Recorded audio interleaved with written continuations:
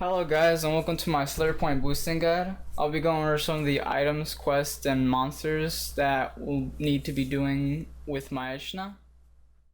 So starting off, some of the required items are to put all the shakers that you can buy from the Slayer Masters in your tool belt, a Ring of Slaying, the Lodestone Network unlocked, a Light Source, a Slayer Helm or all the pieces to it, the Smoking Kills quest, and a Skull Scepter, which can be obtained while you're doing Slayer.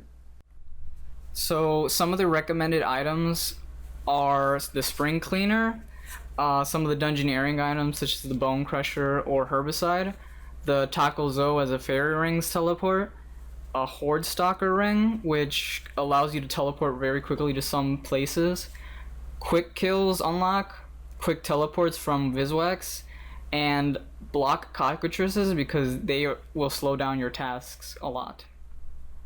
Also, I didn't include the Charming Imp because I wouldn't recommend bringing it, because if you die and lose it, that's 100k tokens down the drain. So for your basic setup, you're going to want to use Mage and have Chain and Fire Breath as the first two abilities in your action bar, and use Airwave as it's the cheapest right now. Have some food for emergencies and some basic gear. So the basic strategy with Slayer Point boosting is you take task 1 through 9 with a fairly easy and quick task giver, which is for our case Mazchna, and you take your 10th task with the highest Slayer Master you have available. I'll put a link in the description to the wiki so you can see which masters give what points. Here are some quick links of the monsters I'll be going over. I won't be going over bats because they're fairly easy to find, and I won't be going over cockatrices because I find them to be a pain and I block them immediately. So for Wall Beast, you want to head to Lumbridge Swamp Dungeon, which is located south of the Lumbridge Lodestone. So you just take this path and you'll get there. Now once you get inside the swamp, you want to head south towards this two areas I circled. That's where the wall beasts will be spawning, and that's where I'm going to employ a very cool strat, I'll just say. So once you're here, you want to head right there and get attacked by the wall beast. I was a little stupid and I had the chain on, but you want to keep the drop there so that you can get it the next time. So I'll just trigger the next spawning. They trigger at the exact same point. That's why you want to leave the drop there. So yeah, once you kill them, you know, go ahead and take the drop. It won't actually take the drop, which is pretty cool because it always triggers. Once you're outside of the trigger zone, then it'll just reset itself, and that's why you can take the thing. That's why you can take the object without actually taking it and always trigger the wall beast spawn.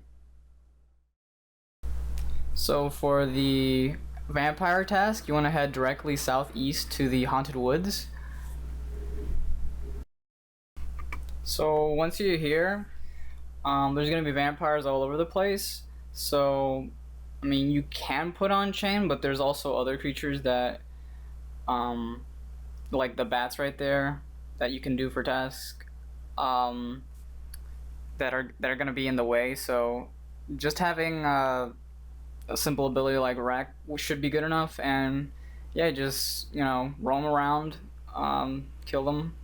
I was going to try to show you that they're aggressive, but apparently I was here for too long, so that's why they're not aggressive to me. They are aggressive in general. So for bears, I use the Tackle Zo, and I tele to the Fight Cave. You can use other methods to get to Fairy Rings. This is just what I used. So once you get inside the Fairy Ring, you want to type in the code BLR to get to the Legends Guild. That's where the Angry Bears will be, or the Grizzly Bears will be, and they are aggressive, but I think they're only combat, like if you're a low combat level, they'll be aggressive, but other than that, they'll just be normal to you. And once you get here, you just use your chain ability. They really stack right next to each other. So once you get here, you just go to this southeastern side, navigate between this northeastern part where, I just mowed down all of them really quickly, and the southeastern part with the coal. So for dogs, you want to head over to the Brimhaven dungeon. If you haven't completed the chronometer hard task, you'll need like 1k to get in. So once you get in the dungeon, you want to head north and chop some vines. After that, you want to head northeast towards the wild dogs. There is a wild dog there, but I don't go for it. I do cut a little bit because I got lost. I do know where it is, trust me. Anyway, you just do this jumping over the stepping stones, and yes, they should be right around there is where all the wild dogs spawn. So when you get in here, you just want to have your chain and fire breath on and just start mowing them down a little bit. They do have a short spawn time, so you might want to hop worlds if you think it's too slow. I personally just waited for the spawns because I didn't have that many. They don't assign too many of each task. Mazchna doesn't, but it's fine. So for Pyrofiends and Rock Slugs, you want to head to the Fremnic Slayer dungeon with your Ring of Slaying. Over there is where the Pyrofiends are. You could take the agility shortcut or walk around if you don't have the agility level. This is where the Rock Slugs are. They can be a nuisance if you don't have quick kill, which I didn't at the time. So I just had to right click salt all of them. This is normally what you do unless you have a legendary pet that does it for you too. So yeah, poor man's methods. So that's all for Rock Slugs. They're fairly easy to kill, but he can assign a bit of these, so every once in a while you could skip it, but if you're just Slayer point boosting, you might just want to just grind it up and do it. So for the Catabalpon, Flesh Crawler, Zombie, Ghost, Skeleton, and Wolves, you want to head over to the Security Stronghold, which can be accessed via the Edgeville Lodestone and walk south, or the Skull Scepter, which takes you right there. Here is a map for reference. So with the Skull Scepter method, you want to right click invoke it, and it'll teleport you right to the Security Stronghold. So here I'm going to just be showing you while I go down to the Ghost where all the possible locations are. So there's skeletons and wolves on the first floor, and there's like a lot of ways to get around. But if you've completed the Security Stronghold, which I assume you have by this time, you can just kill wolves and skeletons on the first floor. And on the second floor is zombies and flesh crawlers. So for flesh crawlers, you can take this route. You can go southeast and go through these rickety doors. After that, they should be to the southeast. You can see them right there. I think I do go through some of the doors, but yeah, so you just go walk around and you'll get there. So for the third floor, there's going to be Catabalpons, and they're going to be straight in front of you. Right there is the best spot, I think, personally, because they're all clumped up together. So for Ghost, I'm going to be going the long way around to the skeleton I put on the map for reference. It shouldn't take you this long to get there, but I kind of took the long way around. But anyway, the Ankus and Ghost are here. This is a more AFK method because the Ankus will attack you because you have chain on.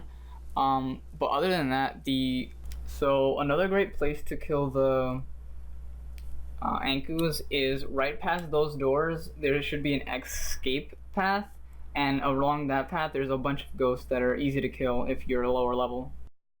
So for the crawling hands, you want to teleport to the Mauritania Slayer Tower with the Ring of Slaying. So here I'm just using the Ring of Slaying to get to the Mauritania Slayer Tower.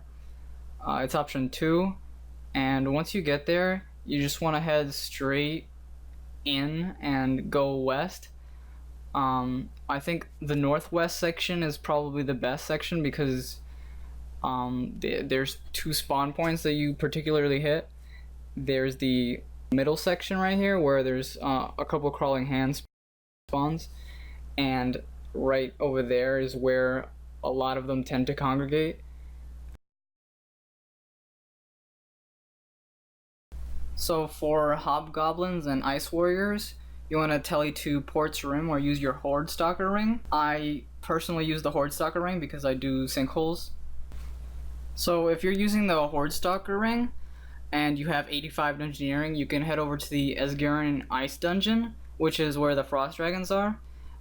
And the Hobgoblin Warriors are located in the west, and the Ice Warriors are located in the east. For the Hobgoblins, you just want to go in a sort of circle-like manner. So you take the south side and then you take the north side, and by the time you hit the north side, the south side should have spawned. So for the Ice Warriors, they're just directly east, and they should be fairly easy to kill if you have Chain and Fire Breath. And there's not much to them. So because ghouls are directly north of the lodestone and are aggressive, they are the fastest task to complete. So as I said, they're just slightly north, and they are aggressive, but, you know, Chain and Fire Breath help with, you know, dealing tons of damage to a lot of ghouls at the same time. And they should be fairly easy to take on, nothing too much. So for Hill Giants, you want to use your Horde Stalker ring or head to the Edgeville Dungeon. I highly recommend the ring though, because it takes you right to them. So for those using the Horde Stalker ring, you want to head to the one that says Hill Giants right next to it, and it'll take you right to the Hill Giants resource. Now you can just kill the Hill Giants here, but if you know there's too many people around or something like that, you can just head inside the dungeon, and they're fairly close to each other, so they should not be a problem. So for Banshees, you want to teleport to Simona with the Ring of Slaying. Head over to the dungeon. So once you're here, you want to double check that you have your Slayer Helm or the face mask, because there is smoke in this dungeon and it will kill you if you don't have the Slayer Helm or the face mask.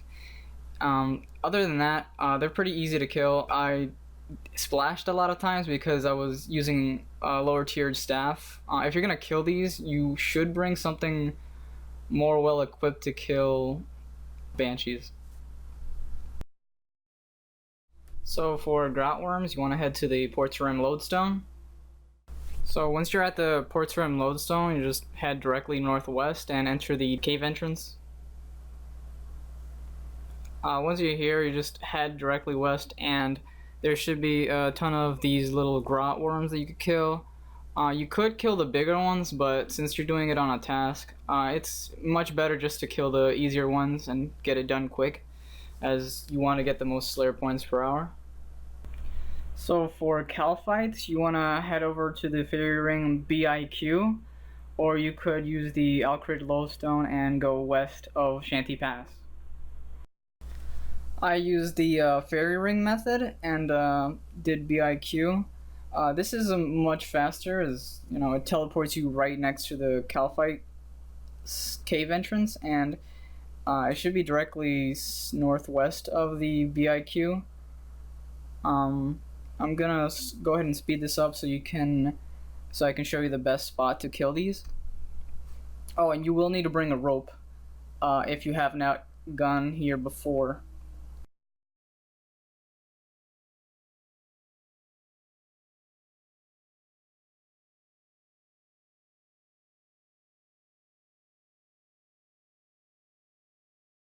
So once you get to this spot, you're gonna see a bunch of Calphite soldiers and some workers. What you want to do is just stack them up so that, you know, they're right next to each other, and just fire breath and chain away.